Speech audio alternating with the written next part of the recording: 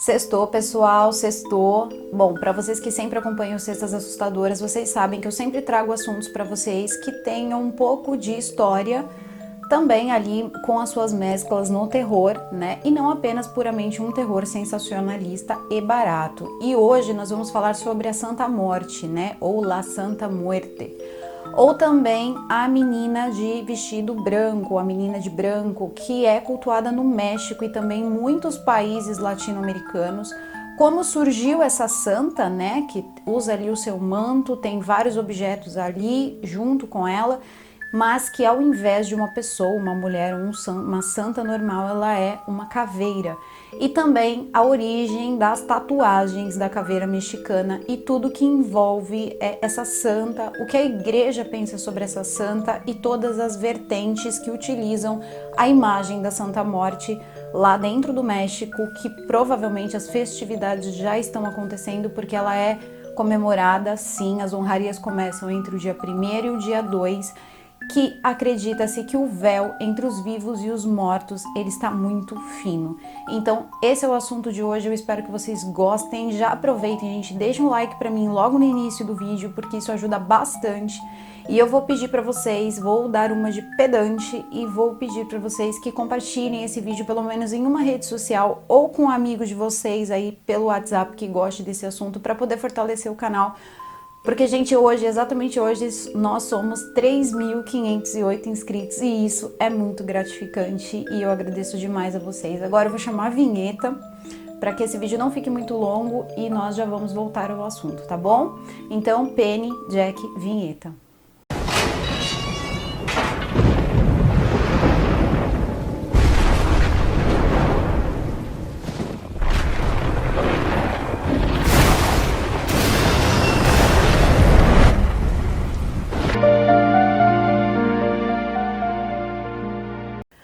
O México, todo mundo sabe que ali o povo, né, inicial ali, o povo ancestral no México eram os astecas. O que acontece? Os astecas, eles tinham uma ligação muito forte com a morte. Há mais de 3.000 anos, os astecas, eles basicamente cultuavam a morte tanto quanto os egípcios. As crenças eram muito parecidas. Os seus mortos familiares, e isso também perpetuou até basicamente eles serem colonizados pelos espanhóis, era, por exemplo, quando um ente querido morria, né, uma pessoa da família morria, essa pessoa era levada até um monte onde o frio e o sol extremo, né, como eles tinham ali em cima, no pico daquela montanha, existia uma oscilação de temperatura muito grande entre frio e calor. Aquela pessoa, ela ressecava e mumificava, ali eles colocavam ervas na pessoa, vários ungüentos e coisas para ajudar na mumificação. Eles também já possuíam práticas de mumificação, assim como no Egito. E o que acontece? Quando eles pegavam aquele corpo totalmente ressequido, eles levavam esse corpo para casa e lá ele continuava sendo tratado como ele era tratado quando ele era vivo. Eles trocavam as roupas daquela pessoa, colocavam aquela pessoa na mesa para comer, eles colocavam em locais para poder conversar. Enquanto eles conversavam, a múmia daquela pessoa continuava presente. Um bom exemplo, na verdade, disso foi quando os espanhóis chegaram e ali quem estava ali organizando ali toda a colonização do México um dia decidiu que iria casar com uma espécie de princesa asteca. E ela disse para ele que ela precisava pedir para o pai dela, ele também queria pedir essa permissão para o patriarca da família. Só que quando ele se deparou com o patriarca da família estava totalmente bem vestido, com cores lindas na sua túnica, mas ele era sim uma múmia. E ali ele se deparou com aquilo, eles já tinham a religião católica junto com eles, né? Trouxeram a religião católica para aquele local. E ali ele realmente ficou muito assustado e escreveu uma carta e mandou para a Espanha dizendo que as coisas e a relação entre eles, né, entre aquele povo e a morte era algo que só Deus poderia explicar. Resultado disso, durante a noite fizeram uma espécie de ritual e culto e essa moça, ela obteve a permissão do pai para poder se casar e eles se casaram. Bom, isso continuou por muito tempo, era uma coisa que foi se modificando muito lentamente mesmo. E a ação asteca com a morte, ela sempre foi forte e continuou sendo forte. Ela foi se modificando aos poucos por conta também da Igreja Católica, que baniu muitas das práticas, ou basicamente quase todas. Só que acontece que, como sempre acontece em todos os locais onde as coisas são proibidas, elas não passam a não existir, elas simplesmente começam a ficar ocultas, elas começam a serem feitas de forma totalmente escondida, para que ninguém, né, possa interferir. Estatuetas, coisas que remetiam à morte, foram há 300 anos atrás, lá por volta de 1700, 1800, queimadas pela Igreja Católica. A Igreja Católica invadia a casa das pessoas e retirava tudo que lembrasse morte de dentro da casa das pessoas e fez uma grande fogueira, né? E queimou ali todos os objetos que as pessoas utilizavam, mesmo em segredo, para poder cultuar. Também na época da Inquisição, as pessoas que ainda faziam esse tipo de culto, elas eram queimadas na fogueira, sim. E não adiantou absolutamente nada. As pessoas, elas sabiam o que ia acontecer, mas a fé delas, o que elas acreditavam, sempre foi mais forte. Chegamos hoje ao México, então agora nós vamos falar da Santa Morte em si, a santa, tá? Que é essa aqui que vocês estão vendo. A Santa Morte, na verdade, essa figura como, né, nós a conhecemos hoje, algumas pessoas eu acho que não ligou muito as tatuagens da caveira mexicana com a Santa Morte, mas na verdade as caveiras mexicanas são sim uma espécie de oferenda que se faz, porque a tatuagem ela nada mais é do que uma espécie de pacto selado com sangue, e é por isso que muitas religiões proíbem as tatuagens. Essa imagem surgiu em 1965, quando uma espécie de homem ali dedicado a artes místicas, ele teve um sonho onde uma santa aparecia para ele, e essa santa ia falando para ele que as pessoas ali, e mediante a toda ali aquele contexto mexicano do narcotráfico, da violência que acontecia, pobreza extrema, as pessoas começavam a sofrer demais e se sentir desamparadas. E ela mostrou para ele em sonho que ela seria a santa que cuidaria dessas pessoas sem julgamento. A santa dos rejeitados pela sociedade por terem práticas ali, comportamentos que não eram tidos como lícitos. Ela passou sim a ser cultuada principalmente pelos bandidos. Só que não parou por aí, tá? Então começou-se a tatuar, tá? As pessoas que normalmente trabalhavam com tráfico de drogas, assassinos, pessoas assim, começaram a tatuar a Santa Morte, porque eles acreditavam que tatuando a Santa Morte, ela poderia sempre estar olhando por eles e também protegendo eles da morte prematura, vamos colocar assim, e que ali eles estavam tendo uma proteção a mais e sem julgamento, pois eles não se sentiam dignos de poder obter coisas, obter favores ou obter graças dentro da igreja, dos santos da Igreja Católica normal. Bom, para você seguir ali o culto da Santa Morte, e vocês vão entender por que eu estou falando culto da Santa Morte, você não necessariamente precisa ser católico, porque afinal de contas a Igreja Católica repudia a Santa Morte, vocês também vão entender por quê. Porém, a maior parte dos católicos no México cultuam a Santa Morte, comparada com a Nossa Senhora de Guadalupe, que é basicamente ali a santa mais cultuada do México.